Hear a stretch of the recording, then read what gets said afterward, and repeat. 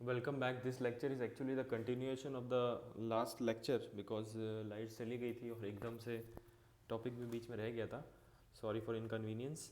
हाँ हाँ, तो हम लोग बात कर रहे थे ट्रांसफर और रूल अगेंस्ट इन एलिनिबिलिटी का. तो मेरे हिसाब से यहाँ पे बात तुमको समझ में आ गई होगी.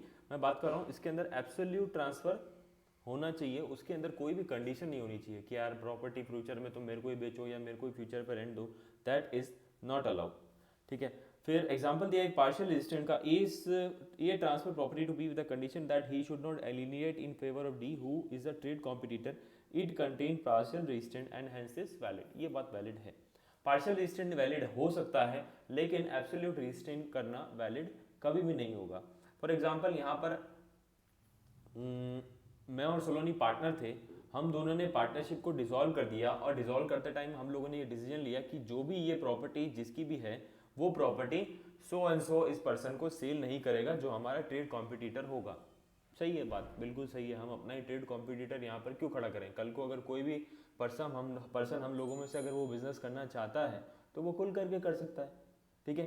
तो वो अपना खुद का कॉम्पिटिटर वो खुद अगर कोई पर्सन क्रिएट ना कर सके, इसीलिए इस तरीके की कंडीशन लगाई जाती हैं and it is totally valid. ठीक है. अब इसके कुछ एक्सेप्शन हैं. वो क्या है? That in the case of lease the lessor can impose a condition that lessee shall not sublet the property और sell his leasehold interest. बिल्कुल सही बात है. ये उसकी प्रॉपर्टी है, ये उसके ऊपर कंडीशन लगा सकता है कि ये प्रॉपर्टी किसको मिलनी चाहिए और किसको नहीं मिलनी चाहिए. ठीक है. वो उसको सबलेट नहीं कर सकता आगे और उससे रिलेटेड किसी भी इंटरेस्ट को वो सेल नहीं कर सकता है. In case of married woman, a condition that she shall not have power during her marriage to transfer the property is valid. ठीक है. तो यहाँ पर कंडीशन ये है कि एक मैरिड वुमेन जो है उसके ऊपर ये कंडीशन लगाई जा सकती है कि during her life time she will not transfer her property to any other person. अगला आता है restraint on enjoyment. When property is transferred absolutely transferee has the right to enjoy the property as he likes it. जब अगर आपने किसी को अपनी property absolute अगर ट्रांसफर करी है तो फिर वो सारे राइट्स आपने ट्रांसफर कर दिए. फिर आप उसके ऊपर ये कंडीशन नहीं लगा सकते कि आप इस प्रॉपर्टी को इस तरीके से यूज नहीं कर सकते. So transferor when place restriction on the enjoyment of property which is transferred such condition shall be void. वो कंडीशन क्या होगी? वॉइड होगी. तो यहाँ पर दो चीज़ें जो आ रही हैं वो उसके बारे में मैं बात कर लेता हूँ. डिफरेंस यहाँ पर एक क्रिएट हो रहा है. That is the condition restraining alienation and condition restraining enjoyment. दोनों के को एक कंपैरेटिव टर्म्स के अंदर मैं बता देता हूँ क्या है. भाई कंडीशन रिस्ट्रेनिंग एलिनिएशन का मतलब तो ये है कि आप प्रॉपर्टी ट्रांसफर करने के लिए या डिस्पोज करने के लिए आपने कोई कंडीशन लगाई. और कंडीशन रिस्ट्रेनिंग एंजॉयमेंट का मतलब ये है कि प्रॉपर्टी सामने वाला किस तरीके से यूज करेगा, किस तरीके से उसका बेनिफिट्स वो वहां से ले सकता है, उसके ऊपर अगर आपने कोई कंडीशन अगर लगा रखी है. ठीक है. तो दोनों क्या है कि पैरेलल सेक्शन से गवर्न होते हैं. सेक्शन 10 जो गवर्न है वो सेक्शन 10 जो है वो कंडीशन रिस्ट्रेनिंग एलिनिएशन की बात करता है और सेक्शन 11 जो है वो रिस्ट्रेन ऑन एंजॉयमेंट के ऊपर बात करता है. अब यहाँ पर कुछ एग्जाम्पल भी दिया है इसका. A has properties X and Y, he sell property Y to B and puts a condition that B should not construct on property Y more than one story so that A's property X which he retains should have good light and free air. अब यार ये कोई condition नहीं है. आपकी building है और आपकी दो लैंड है. एक लैंड पे आपका घर बना हुआ है और एक लैंड जो है वो फ्री है. आपने उस लैंड को बेच दिया और सामने वाले पर्सन पर ये कंडीशन लगा दी कि एक माले से ज़्यादा बिल्डिंग मत बनाना, मेरी हवा पानी रुक जाएगी. ऐसा नहीं हो सकता. बेचा है तो सारे राइट बेचे हैं. You can not sell partial the property. और पार्शियली आप प्रॉपर्टी को सेल नहीं कर सकते हो. अगला आता है condition as to insolvency. If person transfer property to another person with condition that property shall be revert to transferor if transferee become insolvent then such condition shall be invalid. यार ये कोई बात हुई क्या? मैंने अगर किसी पर्सन को अगर कोई प्रॉपर्टी अपनी सेल कर दी और उसके ऊपर ये कंडीशन लगा दी कि अगर वो पर्सन इंसॉल्वेंट हो गया, दिवालिया हो गया, तो वो प्रॉपर्टी वापस से मेरे पास आ जाएगी. क्यों भैया, क्यों आएगी? आपने जब उसको पूरा अगर ट्रांसफर कर दिया है तो वो फिर उसकी हो गई. कल को अगर वो इंसॉल्वेंट हो जाएगा तो आपके पास में प्रॉपर्टी आने का लॉजिक क्या है? इंसॉल्वेंट होगा तो उसका जो पर्सन जिसको वहां पे एम्प्लॉय किया गया होगा इंसॉल्वेंसी प्रोसीडिंग्स करने के लिए, वो उस प्रॉपर्टी को सेल करके उसकी इंसॉल्वेंसी दूर करने के लिए हेल्प करेगा, तो आपका उसके अंदर कोई राइट नहीं है। This kind of condition is void, ठीक है। But if the lessor reserve right to get property back on declaration of lessee as insolvent, it is a valid condition. बिल्कुल सही बात है।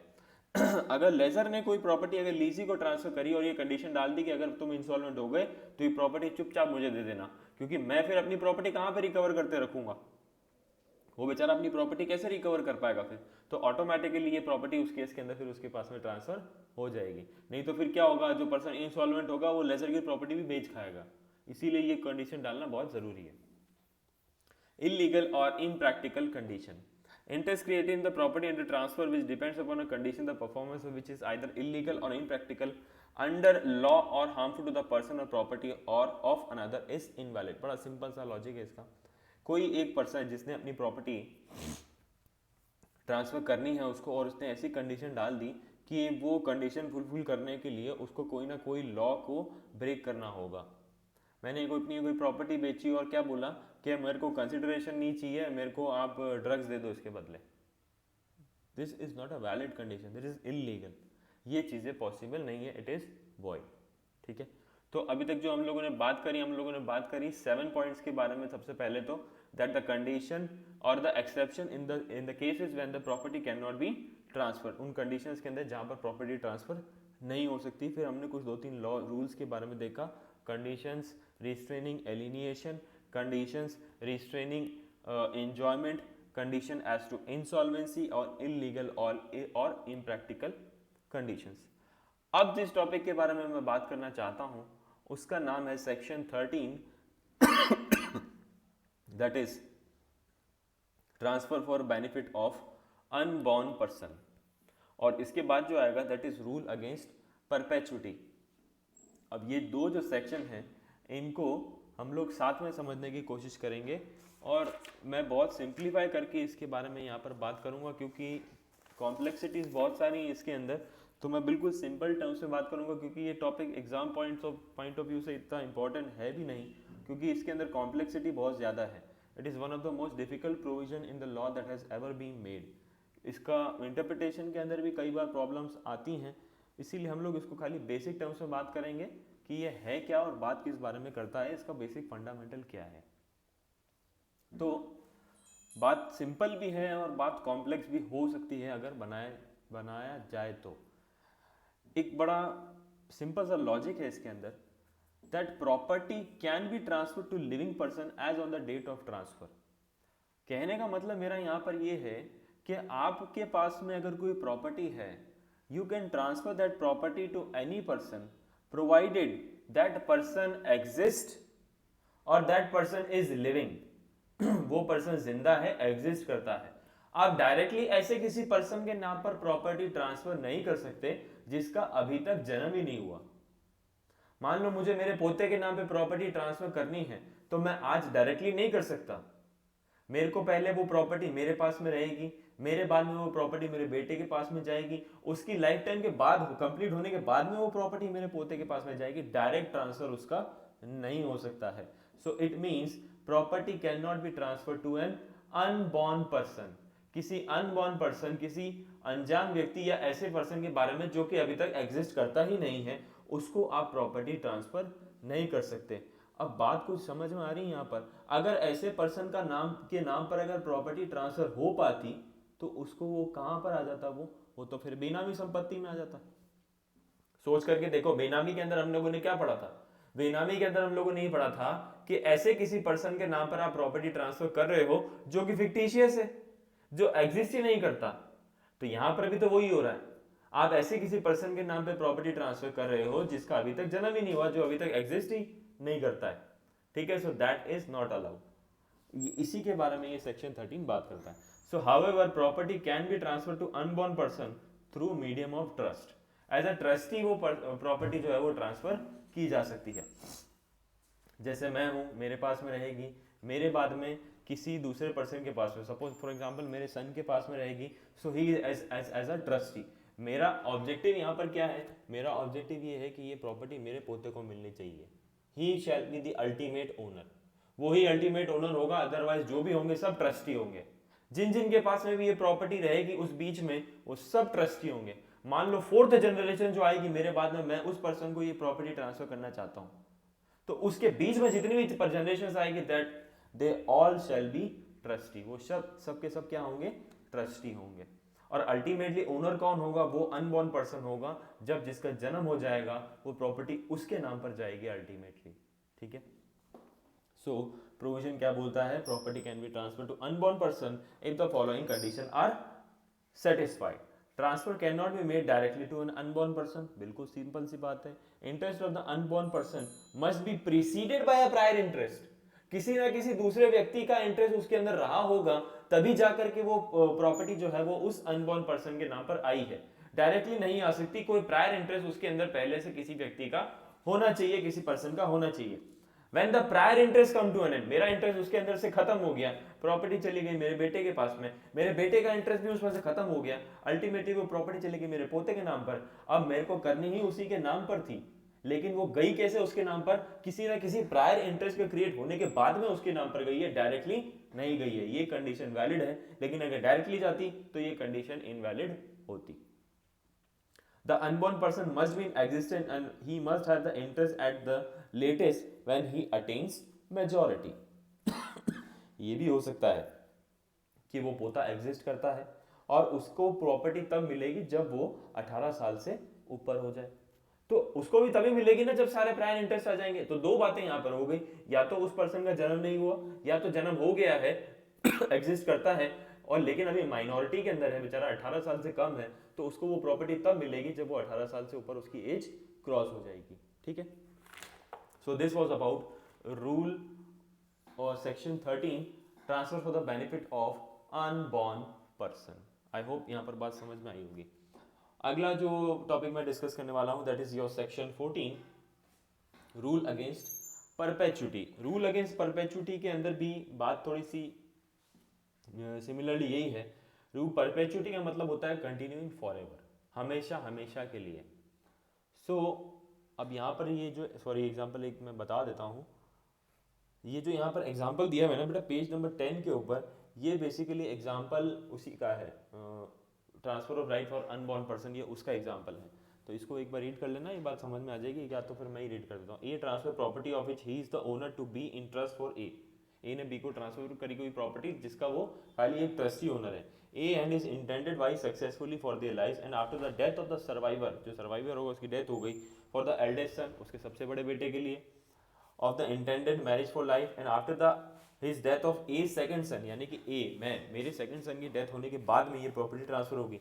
The interest so created for the benefit of the eldest son does not take effect because it does not intend to the whole of as remaining interest in the property. तो ये इसका interest तभी आएगा जब पूरा interest इसका तभी create होगा जब मेरी यहाँ पर डेथ हो जाए और जिस पर्सन के लिए इंटरेस्ट क्रिएट किया गया है वो एग्जिस्टेंस में हो और वो मेजोरिटी के अंदर आ जाए। अगला पॉइंट आता है रूल अगेंस्ट परपेचुटी। परपेचुटी का मतलब होता है कंटिन्यूइंग फॉरएवर, हमेशा हमेशा के लिए। According to this rule property can be transfer to a person for his one life time existing at the date of transfer and to the minority of some person who shall be in existence at the date of that, at the expiration of that period, and to whom the interest created is to belong if he attains the age of majority। किसी एक व्यक्ति के पास में जिंदगी भर के लिए property नहीं रहे, इसीलिए इस रूल को, इस लॉ को लेकर के आया गया, इस प्रोविजन को लेकर के आया गया।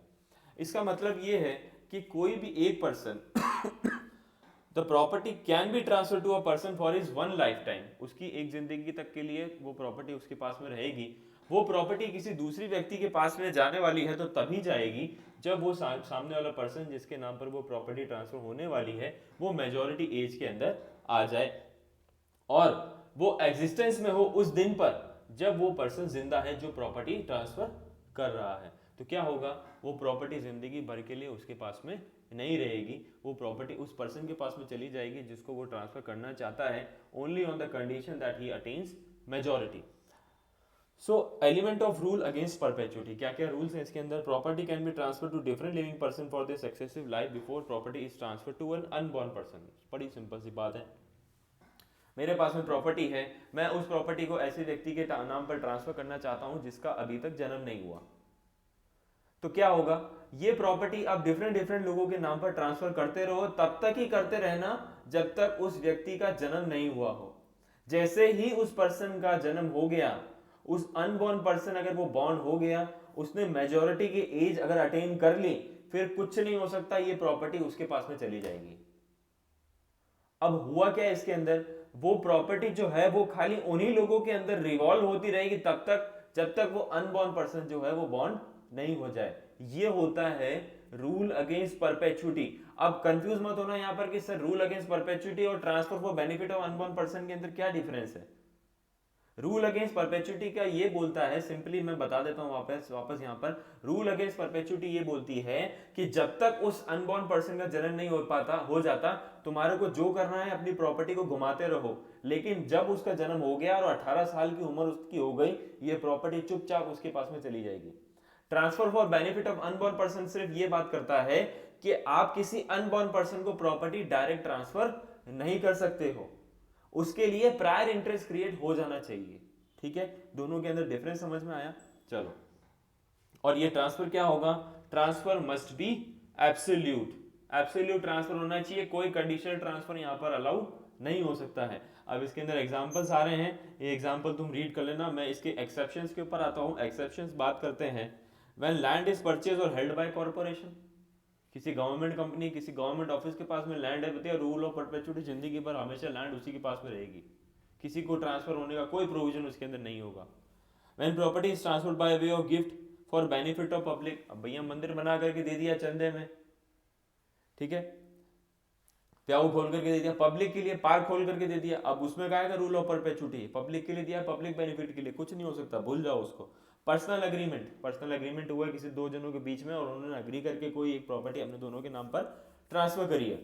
अग्रीमेंट फॉर परपेचुअल लीज, जिंदगी भर चलेगी, हमेशा हमेशा के लिए, पीढ़ी दर पीढ़ी लीज हमेशा चलती रहेगी, that can not be transfer, वो रूल अगेंस्ट परपेचुइटी के अंदर कवर नहीं होता है। ठीक है, अगले पॉइंट पर आता हूं, conditional transfer. when transfer of property is subject to fulfillment of condition by the transferee, the transfer is known as conditional transfer। जब किसी कंडीशन के बेसिस पर ट्रांसफर इंपैक्ट होता है उसको बोलते हैं कंडीशन ट्रांसफर। या तो वो कंडीशन प्रेसिडेंट हो सकती है या फिर सब्सिक्वेंट कंडीशन हो सकती है। यानी कि फॉर एग्जांपल मैं प्रॉपर्टी ट्रांसफर करने से पहले अगर कोई कंडीशन लगा रहा हूं दैट इज कंडीशन प्रेसिडेंट, और अगर प्रॉपर्टी ट्रांसफर करने के बाद में अगर कोई कंडीशन लगा रहा हूं दैट इज सब्सिक्वेंट कंडीशन। तो दोनों ही सिचुएशन के अंदर कंडीशन ट्रांसफर कहलाता है। ठीक है, अब इसके बारे में मैं यहाँ पर ये बताऊंगा कि तुम खुद इसको एक बार रीड कर लेना, कोई ज़्यादा एक्सप्लेनेशन का पॉइंट इसके अंदर नहीं है। मैं इसके बाद में फिर आज का टॉपिक ये तुम्हारे लिए होमवर्क रह गया, condition precedent and condition subsequent. आगे का जो टॉपिक है doctrine of transfer of property, मैं यहाँ से अगली डिस्कशन स्टार्ट करूँगा। So till then bye bye, take care.